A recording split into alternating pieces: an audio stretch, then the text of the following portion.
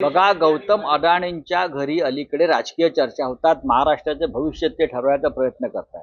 कोण? गौतम अडाणी, ज्याने महाराष्ट्राचं विमानतळ ताब्यात घेतलं, ज्याने धारावीसह हजारो एकर जमीन मुंबईची गिळली, ज्याने महाराष्ट्राचे जकात नाके ताब्यात घेतले सत्ता आल्याबरोबर, हे गौतम अडाणी महाराष्ट्राचं सामाजिक आणि राजकीय भवितव्य ठरवणार आहे. हे गौतम अडाणी म्हणजे का आचार्य विनोबा भावे आहेत का? हे गौतम अडाणी म्हणजे दादा धर्माधिकारी आहेत का? हे गौतम अडाणी म्हणजे जमनलाल बजाज आहेत का? हे गौतम अडाणी म्हणजे सन्माननीय आदरणीय यशवंतराव चव्हाणजी आहेत का? की जे या राजकारण्यांच्या गटातटामध्ये मध्यस्थता करून महाराष्ट्राला पुढे नेण्याचं काम करतायत? काय आहे? एक उद्योगपती जो नरेंद्र मोदींचा मित्र आहे आणि मित्र म्हणून हा महाराष्ट्र आणि देश लुटण्याचा प्रयत्न करतोय म्हणून देशामध्ये गोंधळ सुरू आहे.